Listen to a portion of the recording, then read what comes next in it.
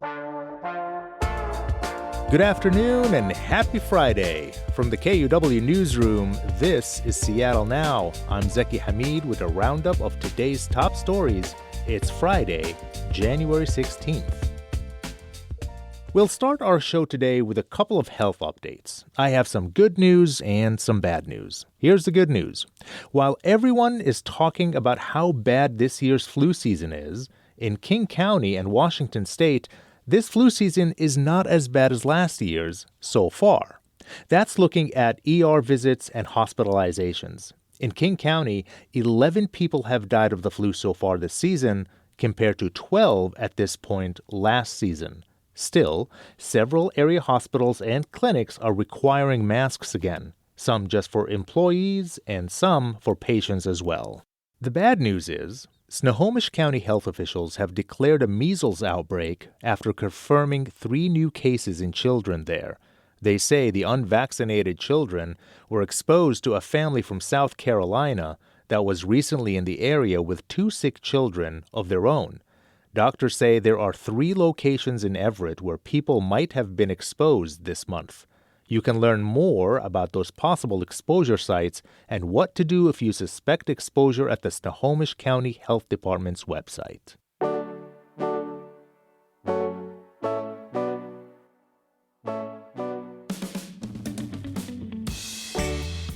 In immigration news, a defendant in Clark County Superior Court was arrested by federal immigration officers this week as his trial took a recess.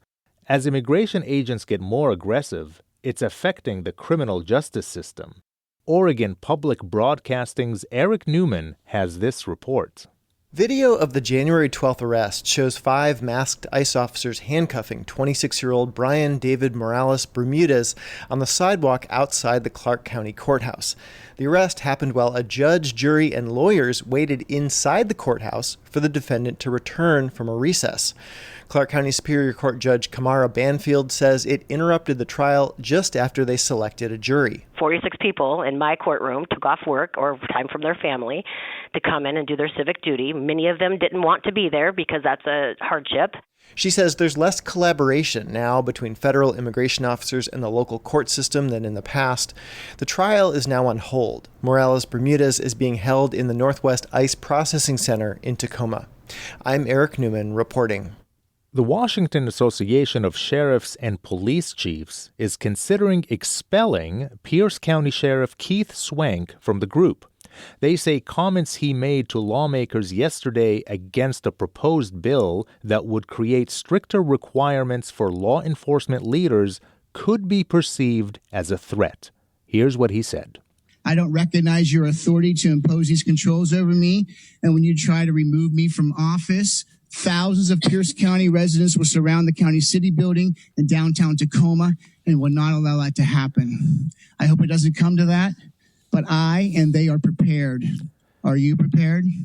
Sheriff Swank also said if lawmakers pass a bill that would ban most officers from wearing face coverings, he'd encourage his deputies to wear masks just to see what lawmakers would do in response.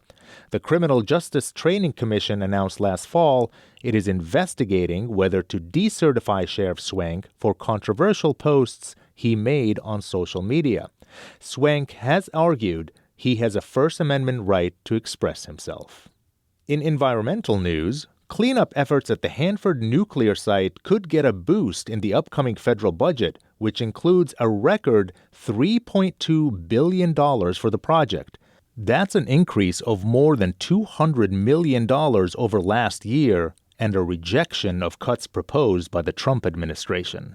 Washington Department of Ecology Director Casey Sixkiller says the budget should be even higher, but he calls the proposed budget a positive step and credits Senator Patty Murray for her efforts to secure the money. Murray says it's a win over the administration's effort to, quote, undermine the Hanford cleanup mission. The money will help pay for site preparations needed to start shipping transuranic waste in 2028, along with measures to protect the nearby Columbia River from contamination. The budget bills have passed the House and the Senate and await approval by President Trump. Amazon is back to building offices in Bellevue. specifically 3 towers where they paused construction in 2022. Back then, the company said it was reevaluating its post-pandemic office space needs. But now, the Puget Sound Business Journal cites permit filings showing that Amazon has restarted construction on Tower 1 at Bellevue 600 and 2 towers at the West Main complex. The company said it plans to grow its workforce in Bellevue to 25,000 workers, while its return-to-office policies have brought more employees back to in-person work.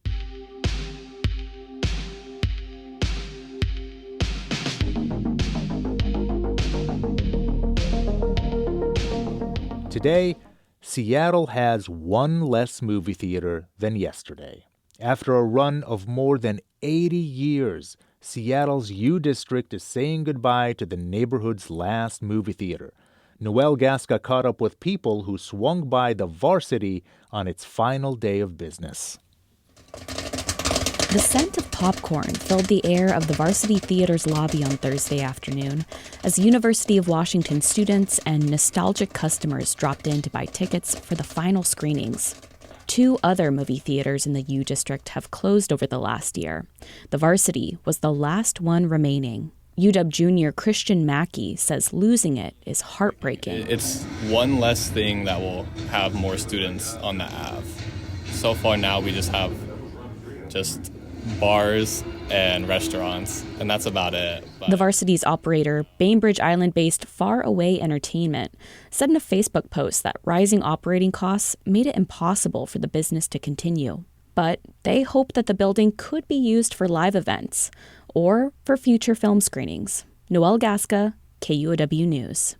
Looking forward to the weekend, Monday is Martin Luther King Jr. Day. But this year, the day will be different for national park goers, as parks will not be offering free admission for the holiday. From our partner, the Mountain West News Bureau, Rachel Cohen reports. When the National Park Service announced 8 free entry days for 2026, both Martin Luther King Jr. Day and Juneteenth were left off the list. They were replaced by other days, including Flag Day, June 14th, which coincides with President Trump's birthday. The shift was rebuked by the national president of the NAACP, who called it an attack on the truth of this nation's history. Omar Montgomery leads the Rocky Mountain chapter, and he agrees. This is another way that the federal administration is undermining and trying to erase the contributions of Black people in the United States. The National Park Service started free entry days in 2009, and Martin Luther King Jr. Day was on the list in 2011. Even with no waived entry this year, several Park Service sites and nonprofits are continuing to hold days of service to honor the civil rights leader's legacy. For the Mountain West News Bureau, I'm Rachel Cohen. And tomorrow, the Seahawks face the San Francisco 49ers in Seattle. Fans are hoping they'll clinch a spot in the NFC Championship game. KNKX spoke with fans near Lumen Field about the team's chances to soar to the Super Bowl. Have you seen the home field advantage for the Seattle Seahawks games during the playoffs? It gets loud, really loud. We're going to bring it. We're going to set the earthquake records. Our true rivals, the 49ers. Are you kidding me?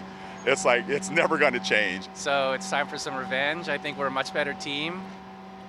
Those were fans Anthony Gerhard, Derek Sanders, and Kenny Wright, and Jeremy Sullivan. Alice Clark manages 3 restaurants near the stadium. She says they'll open early ahead of the game, and they're already made hundreds of blue and green Jell-O shots.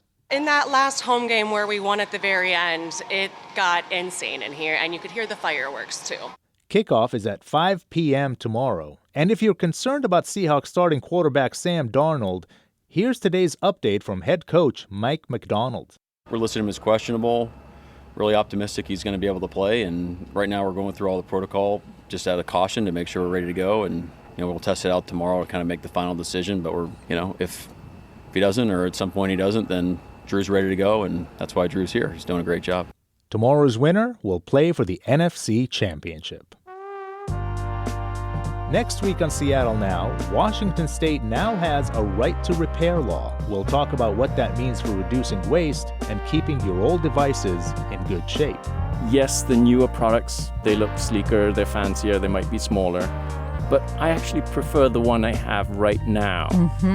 My old iPod. I don't need anything new. Hear more Tuesday morning. That's all for today from the KUOW Newsroom in Seattle. Our producer is Brooklyn Jamerson Flowers. I'm Zaki Hamid. Seattle Now and KUOW are members of the NPR network. Be kind to each other. Have a great long weekend. Go Hawks!